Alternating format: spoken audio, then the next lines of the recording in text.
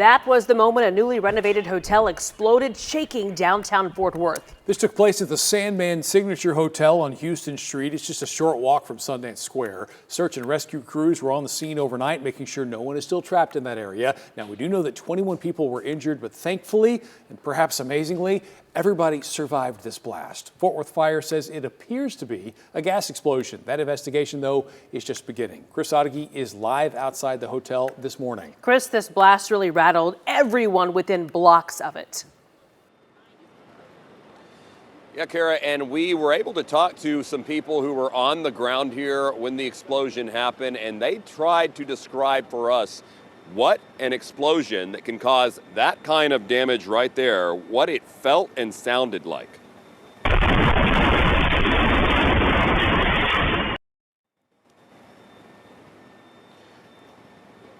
Well, that is what it sounded like on some surveillance cameras in the area. A huge rumble. Businesses nearby said it looked like a movie scene explosion. Glass just shattered all over the sidewalk. Firemen trying to get the injured to safety. We spoke with an Uber driver who was driving down Houston Street, and he said first he heard it, and then he turned the corner. That's when he grabbed his cell phone and started shooting.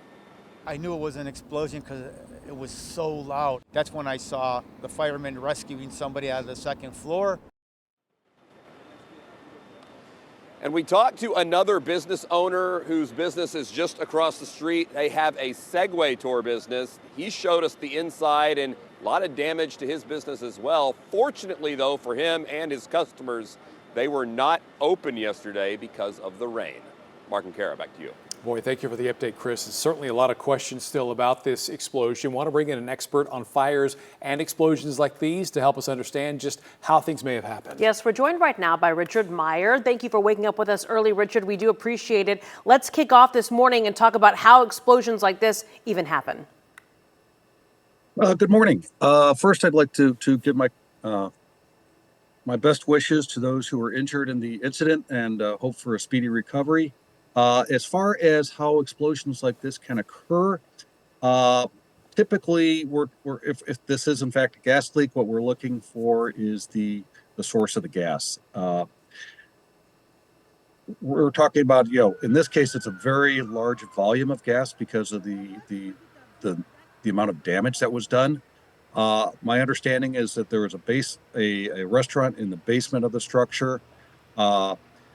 Restaurants typically will use a large volume of gas for their cooking appliances. So there could have been a leak from an appliance.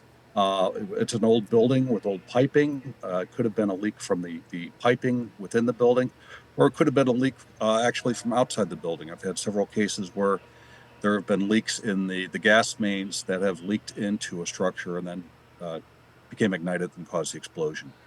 Richard, we're showing people right now video of just some of that debris. Given just how large this explosion was, how surprised are you that nobody died? Actually, pretty surprised. It's typically when you have an explosion like this, you will have a very intensive fireball. And the heat from a fireball like that can cause injuries very quickly. Second, third degree burns, even fourth degree burns, which are basically to the bone. And it is not unusual for people to sustain serious burn injuries that they may survive for days, weeks, even months afterward and still succumb to their injuries at a later time. Now, we're looking at this video, and to the layperson, we're going, okay, it's just debris everywhere. It's just a mess. But for an investigator, what are they looking at specifically, and what can all this debris tell them about what happened? Well, what we're looking for is, we call it explosion dynamics. And basically it's, understanding how explosions occur and what happens afterwards. So in this case, we're looking, where is the debris coming from? What direction is it propelled into? What's the degree of damage on this side of the building versus that side of the building? Some of that can help us with pinpointing the source of the gas, the source of ignition, and some of that is based on, the structural strength of various materials. So we have to take all that into account when we're trying to determine where the explosion began. Mr. Meyer, thanks so much for waking up early with us and giving us your insight. We do appreciate it. I know our viewers do as well. Thank you.